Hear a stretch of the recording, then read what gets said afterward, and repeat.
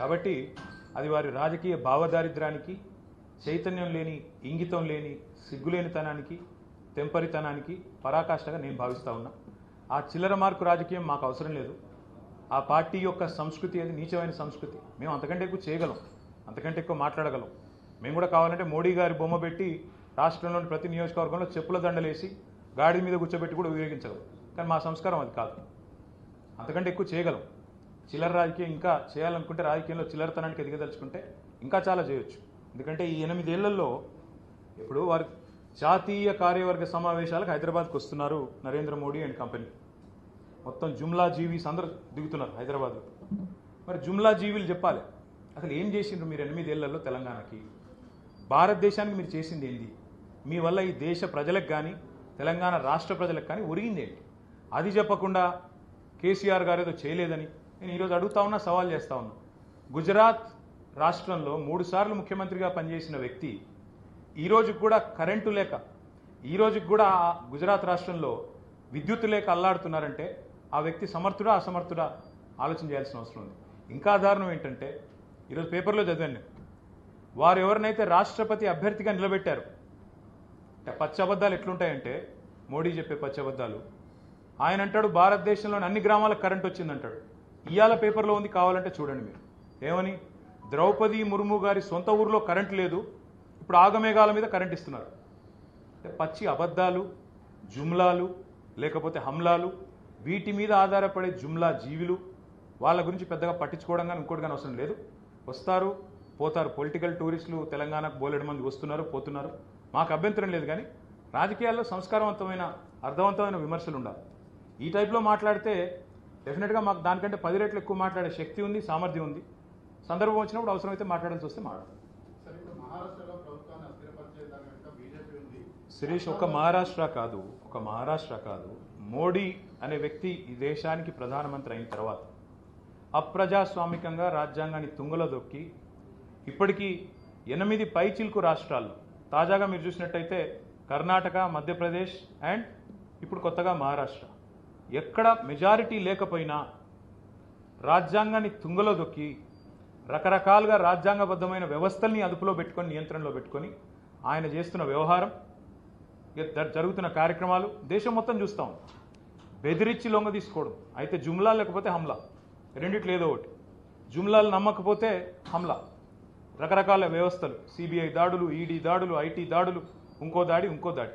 గట్టిగా ఎవరైనా మాట్లాడితే వాళ్ళ మీద వేట కుక్కల్లాగా ఏజెన్సీలు ఉసుగొల్పడం, వారిని వెంటాడి వేధించైనా సరే లొంగ తీసుకోవాలనే ఒక చిల్లర రాజకీయం. ఒక మహారాష్ట్ర కాదు బ్రదర్, దేశవ్యాప్తంగా ఈ 8 ఏళ్లలో ఎన్ని ప్రభుత్వాలను, మీకు గుర్తుండాలి, ఆనాడు ఎన్టీ రామారావు గారిని 1984లో రామ్లాల్ అనే గవర్నర్ గారిని అడ్డం పెట్టుకుని ఇందిరాగాంధీ గారు కులదొస్తే ప్రజలు తిరగబడి నెల రోజుల లోపల మళ్ళీ పునఃప్రతిష్ఠ చేసుకున్నారు. ప్రతిదానికి ఒక టైం వస్తుంది. ఇలా నడుస్తుంది కాబట్టి నడుస్తుంది, అడిగేటోళ్ళు లేరు. మీ మీడియాలో కూడా చూపెట్టే దమ్ము లేకపోయింది, అన్యాయం ఏం చేసే పరిస్థితి కూడా లేదు. అంటే మీ తప్పు కాదు, ఎందుకంటే మీ యాజమాన్యాలు అట్లున్నాయి, మీ తప్పు కాదండి. దమ్ము లేదు, మీడియాలో దమ్ము లేదు, రాజ్యాంగబద్ధమైన వ్యవస్థల్లో ఇక అవి కూడా నేతి బీరకాయలు ఎంత నీతి ఉందో అక్కడ కూడా రాజ్యాంగం అంతే అమలు అవుతుంది, దురదృష్టం. కాబట్టి ఇట్లాంటి పరిస్థితుల్లో ఎప్పుడో ఒకప్పుడు ప్రజాస్వామ్యంలో ప్రజలు తిరగబడే రోజు వస్తుంది. అంబేద్కర్ రాజ్యాంగం కాదు, మోడీ రాసిన రాజ్యాంగమే నడవాలి, మేము చెప్పినట్టే ఆడాలి దేశం అంతా అనుకుంటే ఎక్కడో దగ్గర తిరుగుబాటు వస్తుంది. బహుశా తెలంగాణ నుంచే స్టార్ట్ అవుతుందేమో మాకు తెలియదు. తెలంగాణ నుంచి ఆ తిరుగుబాటు, ఆ ధిక్కార స్వరం కేసీఆర్ గారి రూపంలోనో లేదా ఇంకో రూపంలోనో బయటికి వచ్చి మరి దేశం మొత్తాన్ని చైతన్యవంతం చేసే పరిస్థితి వస్తుందేమో చెప్పలేదు. 2-3 తారీఖుల్లో జరిగేటువంటి జాతీయ కార్యవర్గ సమావేశాల వేదికగా తెలంగాణలో అన్ని రకాల మార్పులకి బీజేపీ శ్రీకారం చుట్టబోతోంది. అంటే ఈ మాట అంటే మళ్ళీ మీరు బాధపడతారు కానీ అడక్క తప్పదు. ఇక కొత్త వాళ్ళు మాట్లాడే భాషలోనే మేము కూడా చెప్పాల్సి వస్తుంది. ఫస్ట్ ఆఫ్ ఆల్ వచ్చే ముందు 8 ఏళ్లలో పీకిందేందో చెప్తే బాగుంటుంది కదా. ఈ 8 ఏళ్లలో తెలంగాణ కోసం మీకు పీకిందేది, పీకి పందిరి వేసింది. ఒక పని చేసిందా? ట్రైబల్ యూనివర్సిటీ పెట్టిండా? ఎన్ని మాటలు చెప్పిండండి? ఆంధ్రప్రదేశ్ పునర్విభజన చట్టంలో బయ్యారం ఉక్కు కర్మాగారం ఇచ్చిండా? మా కాజీపేట కోచ్ ఫ్యాక్టరీ ఇచ్చిండా? ఐటీఐఆర్ అమలు చేసిండా? ఒక జాతీయ ప్రాజెక్టు హోదా ఇచ్చిండా? ఒక నవోదయ పాఠశాల ఇచ్చిండా? ఒక మెడికల్ కాలేజ్ ఇచ్చిండా, ఒక ఐఐటి ఇచ్చిండా, ఒక ఐఐఎం ఇచ్చిండా, ఒక ఐసర్ ఇచ్చిండా, ఒక ఎన్ఐడి ఇచ్చిండా? ఏమిచ్చిండు? రైల్వే లైన్లలో అన్యాయం చెప్తూ పోతే అన్యాయాల పరంపర ఈ 8 ఏళ్లలో కేంద్ర ప్రభుత్వ వైఖరి, వాళ్ళ డొల్లతనం. ఏం చేసిండ్రు తెలంగాణకు ఒక పని చేసింది చెప్పండి అయ్యా అంటే చెప్పడానికి ఏం లేదు. అందుకే సొల్లు పురాణం తప్ప చెప్పడానికి అన్ని పిచ్చి మాటలు, పనికిమాలిన మాటలు తప్ప ఏముంది అసలు చెప్పడానికి? లక్షల కోట్ల రూపాయలు నిధులు ఇస్తున్నాము, కేంద్ర ప్రభుత్వం నిధులు ఇవ్వకపోతే తెలంగాణ బతికే పరిస్థితి లేదు అని చెప్పారు. ఎవరి వల్ల ఎవరు బతుకుతున్నారో శిరీష్ మీరందరూ, సారీ అరుణ్, మీరందరూ బాగా అవగాహన ఉన్నవాళ్ళు. నా విజ్ఞప్తి మీతో, నేను ఢిల్లీ వేదికగా ఈరోజు చెప్తా ఉన్నా, ఇక్కడ ఉండే గొప్ప గొప్ప మంత్రులకు చెప్పండి, తెలంగాణ రాష్ట్రము, తెలంగాణ ప్రజలు గత 8 ఏళ్లలో పోయిన మార్చి 31 నాటికి మేము పన్నుల రూపంలో కేంద్రానికి కట్టింది 3,65,797 కోట్ల రూపాయలు. 3,65,797 కోట్ల రూపాయలు. తెలంగాణ ఈ దేశానికి ఎక్కువ ఇచ్చిందా, ఈ దేశం తెలంగాణకు ఎక్కువ ఇచ్చిందా? ఈ విషయంలో భారతీయ జనతా పార్టీ జాతీయ కార్యవర్గ సమావేశాలకు వస్తున్న వారి జాతీయ నాయకత్వానికి చిత్తశుద్ధి ఉంటే ఒక శ్వేతపత్రం ప్రచురించండి. ఎందుకంటే భారతీయ జనతా పార్టీ ఎక్కువ వాట్సాప్లలో ఉంటుంది, వాళ్ళ వ్యవహారం అంతా ఎక్కువ వాట్సాప్లు, ఫేస్బుక్లలో తిరుగుతుంది. కాబట్టి ఒక్కొక్కరు ఒక్కో నెంబర్ చెప్తా ఉన్నారు. ఒక భారతీయ జనతా పార్టీ ఎంపీ అంటాడు మేము 4 లక్షల కోట్లు ఇచ్చినామంటాడు, ఇంకొక ఆయన అంటాడు మేము 12 లక్షల కోట్లు ఇచ్చినామంటాడు. మరి ఎవరు ఎంత ఇచ్చిండ్రో నేను స్పష్టంగా చెప్తా ఉన్నా. మాకు ఉన్న సమాచారం, మా రాష్ట్ర ఆర్థిక శాఖ నుంచి ఉన్న సమాచారం ప్రకారం భారతదేశ మొత్తం అన్ని 28 రాష్ట్రాల్లో we're the 4th largest contributor to India's economy. మనం సైజు పరంగా చూసుకుంటే, జనాభా పరంగా చూసుకుంటే 12వ స్థానంలో ఉన్నాం, భౌగోళికంగా 11వ స్థానంలో ఉన్నాం జియోగ్రాఫికల్గా. But we the 4th largest contributor to India's economy. మన వల్ల and this is according to RBI, నా సొంత కవిత్వం కాదు. మరి మన వల్ల ఈ దేశానికి మనం ఈరోజు గుజరాత్లో, ఉత్తరప్రదేశ్లో, బీహార్లో, ఇంకో చోట మధ్యప్రదేశ్లో, అక్కడ తెలంగాణ సొమ్ములు అక్కడ ఖర్చు పెడుతున్నారు తప్ప వాళ్ళు మనకిచ్చింది ఏమీ లేదు. ఇన్ఫ్యాక్ట్ రూపాయి మనం కడితే మనకు వెనక్కి వస్తున్నది 46 పైసలు మాత్రమే, 54 పైసలు ఇతర ప్రాంతాల్లో ఖర్చు అవుతున్నాయి. కాబట్టి తెలంగాణకు రండి, వచ్చి తెలంగాణ ప్రజలకు ధన్యవాదాలు చెప్పండి, సల్యూట్ కొట్టండి.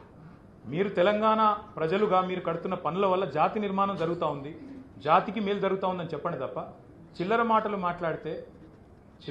మాట్లాడితే పిచ్చి మాటలు, పిచ్చి ప్రేలాపనలు పేలితే డెఫినెట్గా మీకంటే ధీటుగా, మీకంటే గట్టిగా సమాధానం చెప్పే సత్తా తెలంగాణ ప్రభుత్వానికి, తెలంగాణ నాయకులకి ఉంది. కేంద్ర ప్రభుత్వ సంస్థల నుంచి ఇచ్చినటువంటి వేల కోట్ల రూపాయలు కాళేశ్వరం ప్రాజెక్టు, ఇతర ఒక పని చేయరాదారు, పాల్పడ్డారు.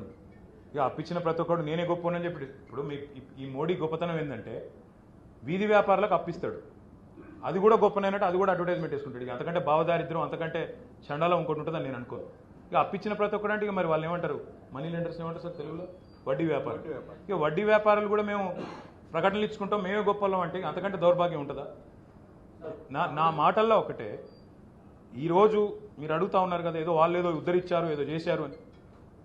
నిజంగా వాళ్ళకి చిత్తశుద్ధి ఉంటే ప్రభుత్వంలో ఉండే ప్రతి ఒక్కరు కూడా వస్తూ ఉన్నారు కాబట్టి హైదరాబాద్కి ఓ శ్వేతపత్రం ప్రచురించండి, తెలంగాణకి ఏమి ఇచ్చాము ప్రచురించి చెప్పండి తెలంగాణ ప్రజలు. మేము ఇంతవరకు 8 ఏళ్లలో తెలంగాణకి విద్యారంగంలో ఇంత ఇచ్చాము, వైద్యంలో ఇంత ఇచ్చినాము, గ్రామీణాభివృద్ధికి ఇంత ఇచ్చాము, తెలంగాణ మాకు ఇంత ఇచ్చింది, మేము ఇంత ఇచ్చాము, మీరు ఇచ్చిన దానికంటే మేమే ఎక్కువ ఇచ్చినాం అని మీరు కనుక రుజువు చేస్తే, తెలంగాణ ప్రజలు మీకు కట్టిన దానికంటే, తెలంగాణ ప్రజలు కేంద్ర ప్రభుత్వానికి కట్టిన దానికంటే మీరు ఎక్కువ ఇచ్చినట్టు రుజువు చేస్తే, నేను ఇప్పుడే ఇక్కడ ఢిల్లీలో ప్రకటిస్తా ఉన్నా, నా మంత్రి పదవికి వెంటనే రాజీనామా చేసి ఇంటికి పోతాను. ఓకే, స్పష్టంగా చెప్తున్నా, Telangana is giving more to this nation than what we get back. We're the 4th largest contributor to India's economy.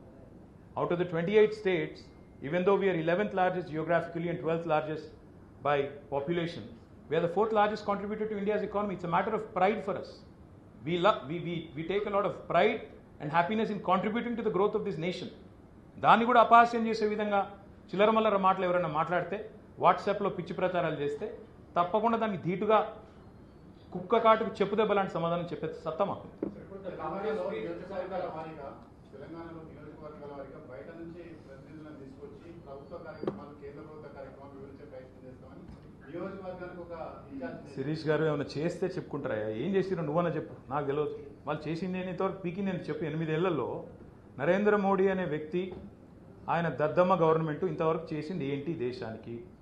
ఇప్పుడు లాస్ట్ టర్ము కోవింద్ గారిని పెట్టినప్పుడు చెప్పారు ఒక దళిత్ రాష్ట్రపతి అన్నారు. మరి 5 ఏళ్లలో రాష్ట్రపతి ఆయన అయిన తర్వాత మొత్తం దేశంలోని దళితుల బతుకులన్నీ మారిపోయినాయా? నేను అడుగుతా ఉన్నా ఈరోజు. ఈ టోకెనిజము, సింబాలిజము, వీటితో ఓట్లు దండుకోవడం ఇది కాదు రాజకీయం అంటే. నిజంగా దేశంలోని దళితుల కోసం ఏం చేస్తారో చెప్పండి. మేము దళిత బంధు అనే పథకం పెట్టాం, మీరేం పెట్టారో చెప్పండి ఒకటి. ఈ 8 ఏళ్లలో నీ ప్రభుత్వం ఈ దేశంలోని రైతులకి, దళితులకి, గిరిజనులకి, మైనారిటీలకి, లేదా ఇతర బలహీన వర్గాలకి, లేదా ఇతరులకి ఏం చేసిందో చెప్పండి. చెప్పే తెలివి లేదు. సక్సెస్ఫుల్గా వారు చేసింది ఏంటంటే ఈ 8 ఏళ్లలో Modi's performance is on 3 counts if I have to sum it up. If you look at the numbers, highest unemployment in the last 45 years, highest inflation in 30 years, and highest LPG price in the world. ఇది మోడీ గొప్పతనం. Highest debt తీసుకున్నారు. మళ్ళీ 1,00,000 కోట్ల అప్పు చేశారు. ఒక కాదు, 1,00,00,000 కోట్ల అప్ప 73 years దాటింది. అది కూడా దాటింది. వచ్చే మార్చి నాటికి అది 1,00,00,000 కోట్లు, మరి ఆ నెంబర్లు కూడా అర్థం కావు అని అంత అప్పు చేసి దేశాన్ని దివాలా తీసి ఏం చేసినవా అంటే చెప్పుకోవడానికి ఏమీ లేదు. డొల్ల మాటలు, సొల్లు పురాణం తప్ప ఏమీ లేదు. మళ్ళీ ఏమనంటే హిందూ ముస్లిం మసీదులు దవ్వుదాం, హిందూ ముస్లిం, ఇండియా, పాకిస్తాన్, బంగ్లాదేశ్, ఈ చిల్లర మాటలు తప్ప విషయం లేదు. విషయం తప్ప విషయం అయితే లేదు. విషం జిమ్ముడు మాత్రం వచ్చు బాగా దండిగా. తెల్లారు లేస్తే హలాలు, హిజాబు, ఇంకోటి తప్ప మంచిగా మీనింగ్ఫుల్ పని నిర్మాణపరంగా ఫలానా చేశాం. నేను చెప్తాను ఇప్పుడు చెప్పమంటే. ప్రపంచంలోనే అతిపెద్ద లిఫ్ట్ ఇరిగేషన్ ప్రాజెక్ట్ కట్టింది తెలంగాణ. నువ్వు చెప్పు, ఒక ప్రాజెక్ట్ కట్టినావా ఇరిగేషన్ ప్రాజెక్ట్ దేశంలో? పోలవరం అన్న పూర్తి చేసినావా? జాతీయ ప్రాజెక్ట్ హోదా ఇచ్చినావు కదా, పూర్తి చేసినావా? మరి ఏం ముఖం పెట్టుకొని వస్తున్నావు? 8 ఏళ్లలో తెలంగాణకి ఏం చేసావని వస్తున్నావు అంటే మొహం లేదు. వచ్చి ఏం చెప్పాలా మళ్ళీ? కుటుంబ పాలన, అవినీతి, ఇలాంటి పిచ్చి మాటలు, ఫాల్తు మాటలు తప్ప ఒక్కటంటే ఒక్కటి మీనింగ్ఫుల్ మాట చెప్పగలుగుతాడా మోడీ? ఏం చేసినావు తెలంగాణకు అంటే? That is unfortunately the fact of it. ఇంకా ఒక మాట అడుగుతా ఉన్నా నేను, దమ్ముంటే చెప్పు. శ్రీలంకలో అక్కడి మంత్రి చెప్తా ఉన్నాడు స్వయంగా.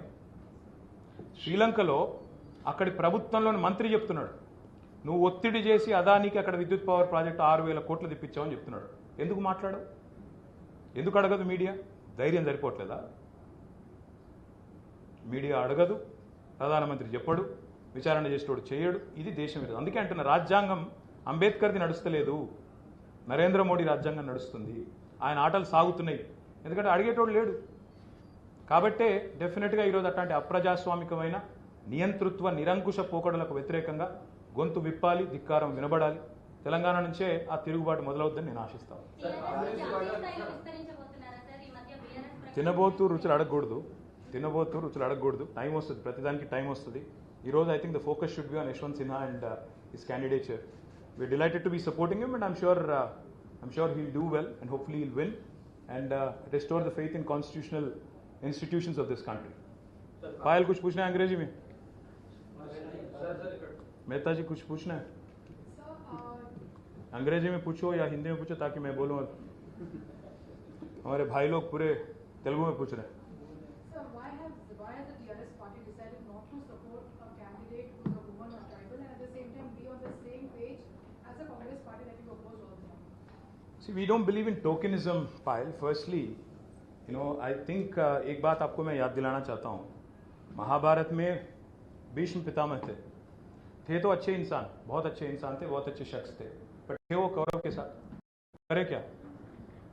अच्छा होना ही एक क्वालिफिकेशन नहीं होता ना. किसने आपको प्रपोज किया वो भी तो जरूरी है. आज हिंदुस्तान में माहौल ये है कि हर कोई कॉन्स्टिट्यूशनल ऑफिस जो है उसकी पूरी तरह से आज अब्यूज किया जा रहा है, पूरी तरह से. तो इसीलिए हम ये चाहते हैं कि if you have to restore the faith of this great country in the constitutional offices, I think it's important that this kind of dictatorial attitude which is being exhibited by government of India and particularly Mr. Narendra Modi has to be challenged, has to be taken head on, and therefore we've decided that Mr. Yashwant Sinha, who is a learned man, who is a senior man, who is a former minister in Delhi here in government of India, is the apt person, and we believe that his candidature will be befitting, because you have to remember, it's not about one individual. This election is not about individuals. And more importantly, before you came in, Payal, I was just telling my friends here, the BJP really has a lot of affection for tribals. मैं आपको याद दिलाना चाहता हूँ, 4 साल पहले Telangana assembly ने resolution pass किया यूनानिमसली कि हमारे ट्राइबल परसेंटेज पॉपुलेशन में इंक्रीज हो गया, हमारे रिजर्वेशन बढ़ाओ, जो कॉन्स्टिट्यूशनली एम्पावर्ड प्रोविजन है. आज तक 4 साल में उन्होंने हमारी जो रिक्वेस्ट है, रेजोल्यूशन है, उसका आज तक एक्सेप्ट नहीं किया उन्होंने. पार्लियामेंट में हमारे एमपीज लड़ रहे हैं, पर अनफॉर्चुनेटली जितना भी लड़ो, यहाँ पे जितना भी चिल्लाओ, जितना भी हल्ला करो, it falls on def years. Firstly. Secondly, let me remind you, if the Bharatiya Janata Party and NDA government is sincere in its love towards tribals, in the AP Reorganization Act, a specific promise was made to set up a tribal university in Telangana. And after 8 years, it has still not seen the light of the day.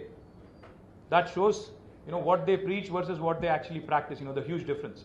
And thirdly, let me also point out, 7 mandals, 7 blocks from Telangana with 90+% of tribal population were forcibly taken away by an ordinance by this NDA government and submerged rather, not merged, but submerged in Polavaram. Now this is their actual love towards tribals. So therefore, it is not about Ms. Marmu's candidature. It is more about the fact that she represents a party which is, heavily reliant on unconstitutional practices, which believes in abuse of constitutional machinery, and therefore we are vehemently opposed to that. Lakshmi from KTR. So in fact, she is governor of Jharkhand, and from JMM also initially wanted to support Yashwant Singh, and now they decided to support the candidate. So Lakshmi ji, is there a wrong strategy of trust me, Lakshmi ji, what JMM decides, what somebody else decides is not up to me. What I can tell you is, for sure, this same person that you're talking about, Ms. Marmu, and I was telling these gentlemen before you walked in, when she was a minister in Orissa government, 13 tribals were killed in police firing. Did she tender resignation? Did she express grief? Did she do anything about it? So we don't believe in tokenism. We don't believe in optics for the sake of it. What that person stands for, what their track record is, I think that is also equally important. एक आदमी या एक lady कोई post में आने से पूरा the entire tribals का दुनिया या उनकी जिंदगी बदलेगी क्या? मैं पूछना चाहता हूँ, 8 साल में बीजेपी ने ट्राइबल्स के लिए किया क्या? आप बताइए मुझे. कोई एक ऐसी प्रोग्राम है, कोई एक ऐसी चीज है बीजेपी ने किया विच इज एम्युलेशन वर्दी? Just because you have now appointed और nominated a lady who belongs to the scheduled tribe community doesn't mean you have affection for tribals. What have you done in the 8 years? पहले बता तो दो, एक white paper release करो कि किया क्या आपने. So it doesn't, these sort of optics, these sort of positioning which BJP excels in, you also have to see through it once in a while. Congress బీజేపీకి ఆల్టర్నేటివ్ గా కొత్త పార్టీస్ తీసుకొస్తారు. తొందర ఎందుకు గురు? తొందర ఎందుకు? సఫలం కాకపోవడం అనేది మళ్ళీ ఈ రోజు మీరు కాంగ్రెస్ సపోర్ట్ చేసిన ప్రతి దానికి టైం వస్తుంది వెంకటేష్, ప్రతి దానికి టైం వస్తుంది. ఇప్పుడు రాష్ట్రపతి ఎన్నికకు సంబంధించి 17 పార్టీలు కూర్చొని ఒక నిర్ణయం తీసుకొని వారు మాకు రిక్వెస్ట్ చేశారు, మీరు కూడా సపోర్ట్ చేయండి, బీజేపీకి వ్యతిరేకంగా చేస్తే బాగుంటుంది అన్నారు. డెఫినెట్గా బీజేపీకి వ్యతిరేకంగా మొత్తం భారతదేశంలోని అన్ని పార్టీలు ఒకటై ఒక క్యాండిడేట్ని పెట్టినప్పుడు, ఒక టీఆర్ఎస్గా మాకున్న లిమిటెడ్ నెంబర్తో ఇంకో క్యాండిడేట్ పెడితే మళ్ళీ మీరే ఆరోపిద్దరు తెల్లారి బీజేపీ కోసం చేస్తున్నారు మీరు. కాబట్టి ఈరోజు ఒక నిర్ణయం తీసుకున్నాం, భారతీయ జనతా పార్టీ అప్రజాస్వామిక విధానాలకు వ్యతిరేకం. I think you are exhausted of your questions, so I think let's call it. You are also part of a government which is run by an opposition party as well. What is panning out in Maharashtra? How do you look at the developments? Because you just I was telling these guys before you walked in, Payal, that not just in Maharashtra, but since Modi has become the Prime Minister, in about 8 different states, they have trampled upon democracy and they have dislodged and pulled out governments. Karnataka, Madhya Pradesh, now Maharashtra, उससे पहले गोवा, कई सारे राज्यों में जहाँ उनका number नहीं था, आंकड़ा नहीं था, फिर भी उन्होंने ज़बरदस्ती, मैं इसलिए कह रहा हूँ constitutional abuse, constitutional machinery abuse इसलिए कह रहा हूँ, जहाँ ज़रूरत पड़े, जैसे ज़रूरत पड़े, उनका जैसा मन चले, मनमानी चल रही है. इस मनमानी को रोकने के लिए किसी ना किसी को आवाज़ उठाना पड़ेगा. शायद वो आवाज़ तेलंगाना से निकल के आएगा, क्या पता आगे जाके क्या होगा, किसने देखा. ఇంగ్లీష్లో యశ్వంత్ సపోర్ట్ చేస్తున్నాడు. Sorry? ఇంగ్లీష్లో యశ్వంత్ సపోర్ట్ చేస్తున్నాడు. Yes, my friend here wants me to say in English that we are in complete support of Sri Yashwant Sinhaji's candidature, and we are very hopeful that he will be elected with a lot of like-minded voters participating and electing him. Thank you very much.